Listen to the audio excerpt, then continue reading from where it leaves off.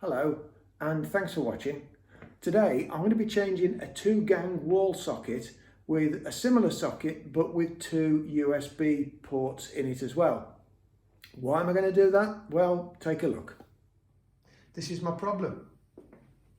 I've got a wall socket, 2-gang, but it's always occupied by chargers, either for the iPhone, the iPad or other devices.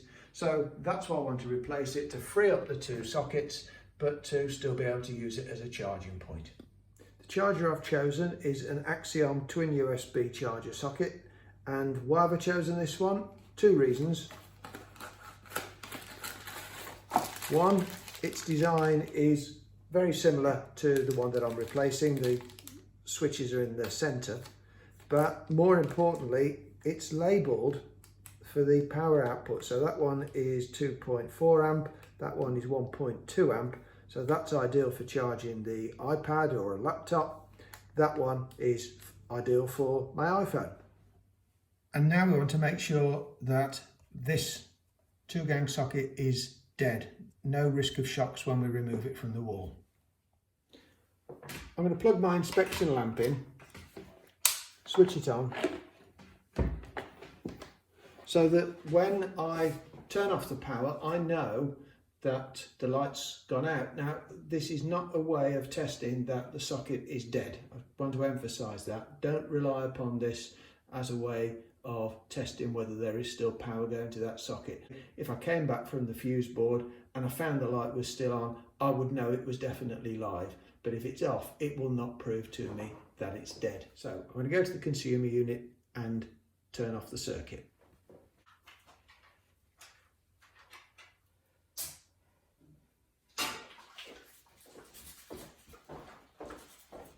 I'm now going to take out the screws to remove the socket from the wall. I'm not 100% sure that it's dead, so I should be very careful and make sure I don't touch any terminals until I've tested them and satisfied myself that it is dead.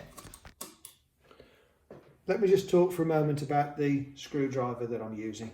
I've seen lots of comments on YouTube and on websites that these are cheap Chinese and you can't trust them, and that nobody should use one of these. They should use a contactless device to test for power. And I entirely understand that. I'm sure that's excellent advice.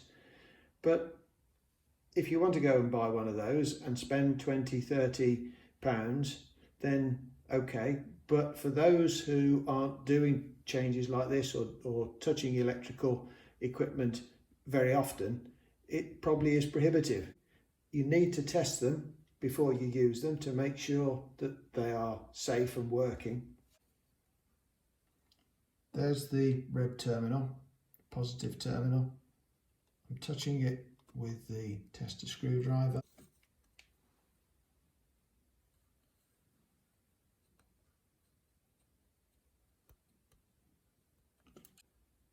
There's no illumination, but of course there wouldn't be if I'd correctly turned the power off at the consumer unit. So just to prove that this device is working, I'm going to go and switch it back on. There's nobody else in the house, so no danger of anybody touching it. I'm going to switch it back on, test it again. That will convince me that my tester is working, and if it is, then I can switch it back on off of the consumer unit, test it's not live, and remove the cables. Consumer unit's now switched on again.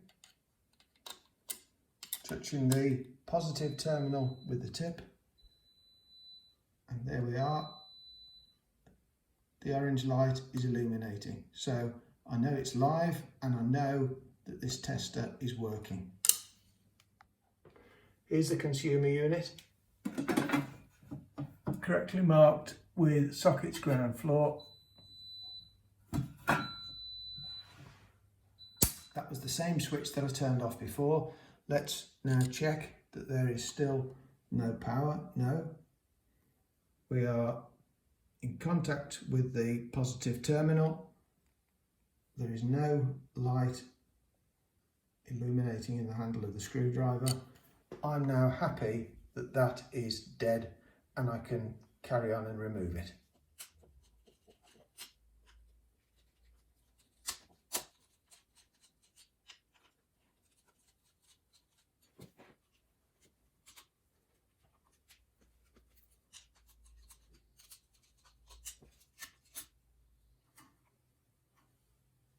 And I'm going to double check just to make sure that there is nothing live.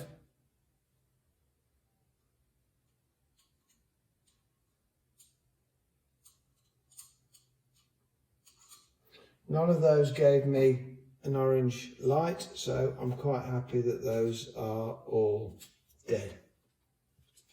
There is one thing that does concern me.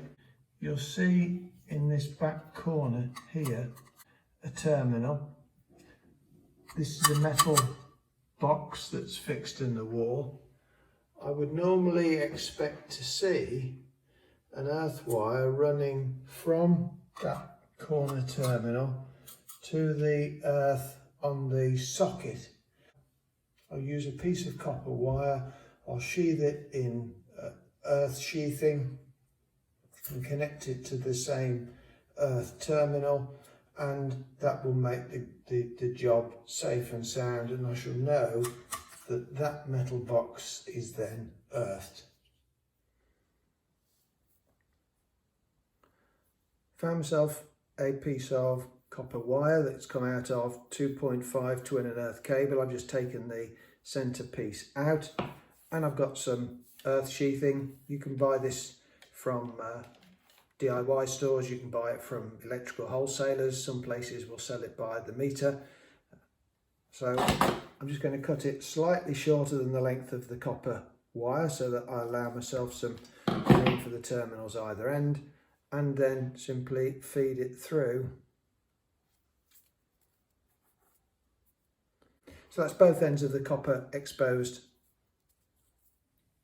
Now my next job is to install it into this terminal on this end. So I've undone the screw.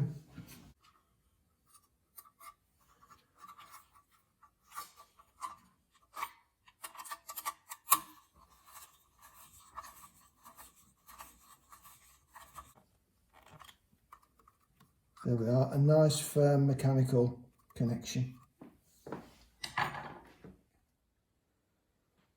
Let's open the packet and see what we've got.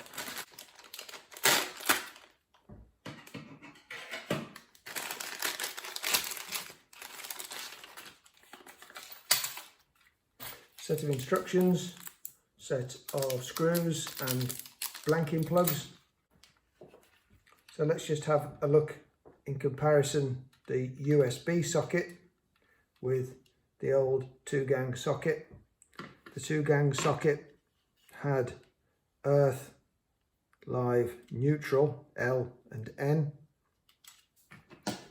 This one, the neutral is in that position, the live is there, so we need to make sure we get our red wires into there, black wire into the N for neutral. Of course it could be brown and blue, and then those little marks there, the sort of reducing arrowhead there and there, either of those can accept the earth, which is yellow and green. I'm going to begin by undoing these screws. The wires will fit in nice and easily.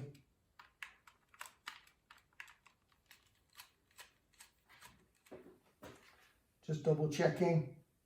That is the L, so that's going to be the live. I'm going to put the 2 live wires in there first of all.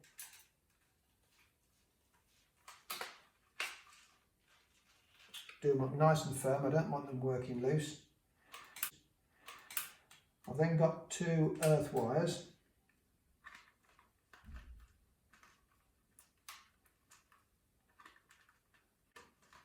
I'm putting them in the far earth connector.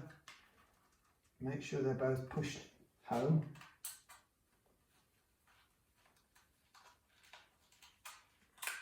This is the new earth wire. I've just shortened it because I want to turn the end of this wire over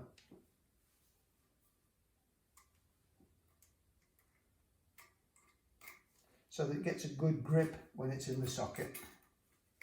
Don't want it working loose and coming into contact with anything else.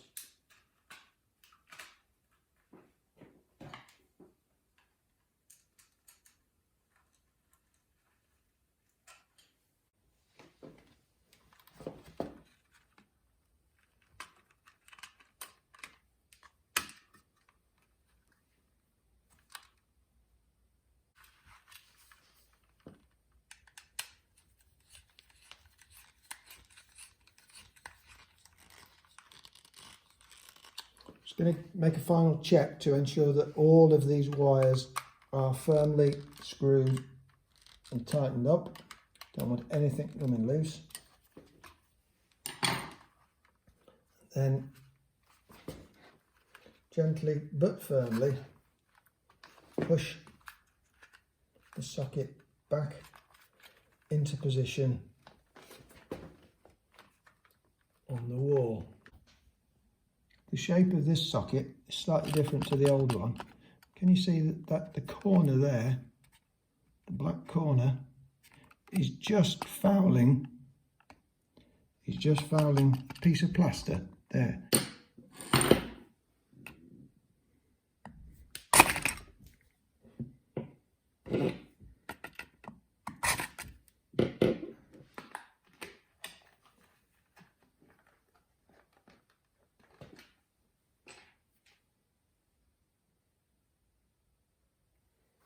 I'm going to use the existing screws.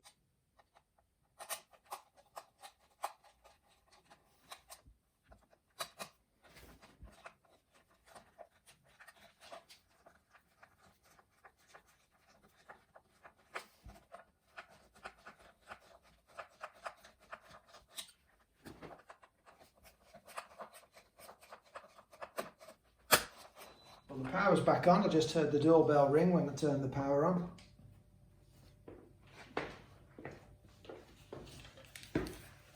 Let's try my light, see if that works. Excellent.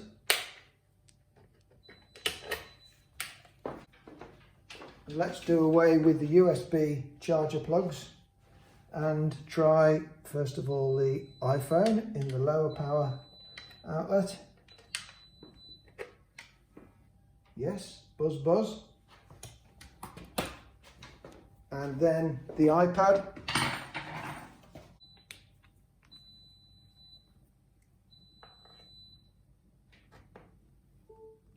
Ping, that's going as well.